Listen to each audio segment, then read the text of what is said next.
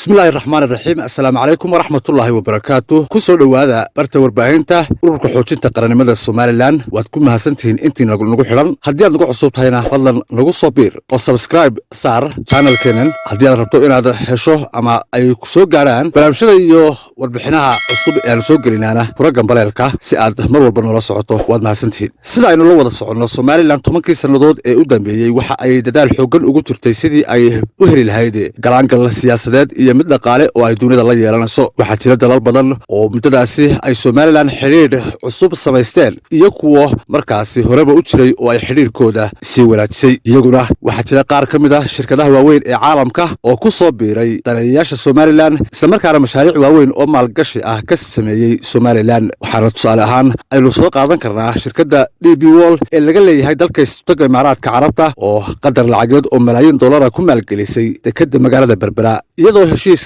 rasmi ah oo soconaya muddo 3 sanadood la gashay Jamhuuriyadda Soomaaliland heshiiskaasi oo la mariyay nidaam sharci oo ay ansixiyeen golayaasha qaranka ee dawladda Soomaaliland shirkadda DP World waxa ay dekedda Berbera ku samaysay ballaarin baaxad leh iyadoo oo wajigii hore ee ballaarintaasi oo qayb ka ahaa heshiiska maalgashi ee ay dawladda Soomaaliland wada galeen wajigiisii hore la filayo in uu soo gabagaboobo dhamaadka sanadkani 2020 haddaba tan iyo markii ay Soomaaliland bilowday dadaalkan ay ugu jirto sidii ay u heli lahayd saaxiibo ay iska kaashadaan dhinacyada siyaasadda dhaqaalaha iyo ganacsiga warbaahinta caalamku waxa ay ku fogareed oo ay mar walba isha ku haysaa hadba talaabada ay Soomaaliland u qaado dhinaca tugan ee horumarka waxaana toddobaadyadii u dambeeyay aad loo hadalhayay dhamaystirka ballaarinta dekedda Berbera oo ah arrin aad ay warbaahin badan wax uga qortay iyadoo oo aan la gaadhinba xilligii daahfurka majalada ka faallooto arrimaha ganacsiga ee Business Week oo toddobaadkan aynu ku guda jirro horaantiisii warbixin ka diyaarisay horumarka dekedda Berbera sameynayso iyo weliba ballaarinta lagu sameeyay doorka ay ka qaadanayso inay dekedani noqoto mid istiraatiiji ah warbixintan oo aanu idin soo turjunay ayaa waxa uu warsidaha Business Week ku bilaabay sida tani dekedda Berbera ayaa ku socota inay tartan la gasho dekedaha dalka Djibouti marka bisha January ee sanadkan la dhameystiro ballaarinta lagu sameeyay dekedaasi oo hadda gabagaba ku dhow shirkadda DP World ayaa dekedda Berbera wajiga koowaad ku maalgelisay lacag dhan 120 milyan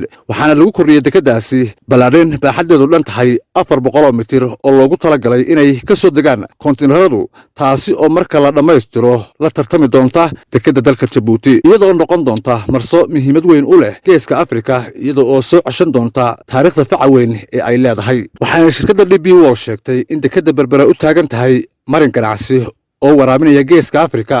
waxaana ballaarintan lagu sameeyay ka dhigan tahay albaab cusub oo bariga Afrika u furmay iyo horumar dhaqaale oo ay gaadhay Jamhuuriyadda Soomaaliland warbixintan uu daabacay wargeyska Business Week ee aanu idin soo turjunay ayaa waxa lagu sheegay in dhamaystirka dekedda Berbera iyo dhismaha wadada u dhaxaysa Berbera iyo Wajaale ee Berbera Corridor taasi oo dhaqaalaha ku baxaya ay bixinayaan dawladaha Imaaraadka iyo boqortooyada Ingiriisku ay 30% hoos u dhigi doonto alaabooyinkii Itoobiya kala soo degi jirtay ama ay kala soo degto dalka Djibouti sida uu dhigayo heshiiska ay Itoobiya iyo Soomaaliland wada galeen sanadkii 2016 iyadoo ay xusid mudan tahay in Itoobiya ay ka mid tahay heshiiska saddex geesoodka ah ee lagu maalgeliyay dekedda Berbera oo ay markaasi 19% maalgashi dhan ay ku leedahay maalgelinta dekedda heshiiskaasi ay si wada jira wada galeen Soomaaliland Imaaraadka Carabta shirkadda laga leeyahay ee DP World iyo dalka Itoobiya sidoo kale warbixintan ayaa lagu sheegay dawladda Mareykanku in ay aad isha ugu hayso oo ay kormeerayso kaabayaasha horumarineed ee dekedda iyo magaalada Berbera iyadoo oo door bidaysa saldhig military maadaama oo laga cabsi qabo awoodda ciidan ee sii koreysa ee Shiinuhu ku leeyahay Djibouti taasina ay Soomaaliland ka dhigayso aktarka siyaasadeed ee gobolka ee Mareykanka iyo xulafadiisu ay ku bedelan karaan Djibouti-da isu raantay Shiinaha oo qarka u saaran in 170 uu Shiinuhu la wareego ilaha dhaqaale ee dalkaasi sabab la xiriira deynta uu ku leeyahay darteed muhiimadda istiraatiijiyadeed ee badda cas iyo gacanka cadmeed waxa uu qiray labada quwadood ee gobolka iyo quwadaha adduunka ayaa lagu yiri warbixintani iyadoo xeebteedu ay tahay 460 mayl oo ah gacanka cadmeed Soomaaliland waxa ay muhiimad gaar ah u leedahay difaac kasta oo lagu ilaalinayo Baabil Mandab iyo badda cas iyo sidoo kale la dagaalanka burcadbadeeda la dagaalanka argagixisada la dagaalanka hubka sharci darrada ah iyo wixii la halmala ayaa warbixintani lagu yiri sidoo kale warbixintan waxa lagu soo qaaday dhismaha saldhigga military ee ka socda Berbera kaasi oo isaguna leh ahmiyadiisa istaraatiijiyadeed isla markaana uu xilligii dagaalkii qabowaa uu Maraykanku u isticmaali jiray xarun saad iyo saldhig uu ka maamulo gurmadka degdega ah. wargeysku waxa uu tilmaamay in taariikhda berbera ee xudunta u ah ganacsiga qaaraduhu dib u soo noqonayo sidii ay ahayd qarniyadii hore, waxaana taasi baritaaraya heshiiska maalgelineed ee ay wada galeen Jamhuuriyadda Somaliland, shirkadda DP World iyo weliba xubnaha kale ee maalgelintaasi qaybta ka ah, iyada oo sida warbixinta lagu soo qaaday dekeddu ay leedahay oo lagu kordhiyey qaybta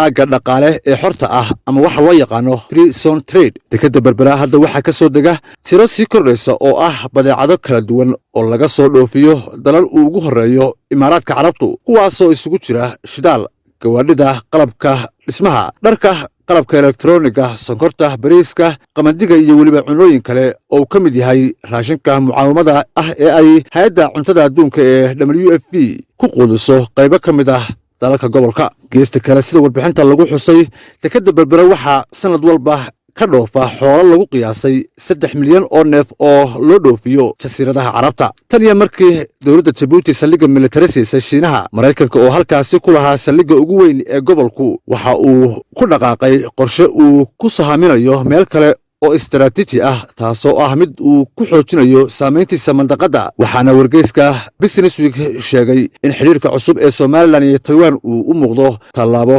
lagaga biyadhiijinayo damaca Maraykanka kaga jira in uu xeebaha Somaliland u soo raro saldhigga uu ku leeyahay duleedka magaalada Djibouti. taasina waa sababta ay Washington u qiimeynayso ballaarinta dekedda berbera. Maraykanka ayaa si dhaqso ah u soo dhoweeyey xiriirka cusub ee ay Somaliland iyo Taiwan ku dhawaaqeen bilihii la soo dhaafay, halka Shiinuhuna uu arrintaasi si weyn u cambaareeyey, walacna uu ka muujiyey. waa wax weyn inaan aragno Taiwan oo xoojinayso ka qayb qaadashada bariga Afrika xilli baahi weyn loo qabo. Taiwan waa saaxiibkeena weyn ee caafimaadka, waxbarashada iyo kaalmada farsamada, ayaa lagu yidhi qoraal lagu baahiyey barta Twitter-ka ee Golaha Amniga Qaranka ee Maraykanka ee loo yaqaano NSC bishii Julaay 9 kadib markii Taiwan ay ku dhawaaqday xiriirka diblomaasiyadeed ee ay la wadaagtay ama ay la yeelatay Jamhuuriyadda Somaliland. si kastaba ha ahaatee, xiriirka Taiwan iyo Somaliland oo tan iyo bilowgii shaacinta labada dhinac sii xoogaysanayay ayaa waxaa la saadaalinayaa inuu muhiimadda ugu weyn saari karo iskaashiga dhaqaale iyo nabadgelyada, taasi oo soo dedejin doonta maalgashadayaal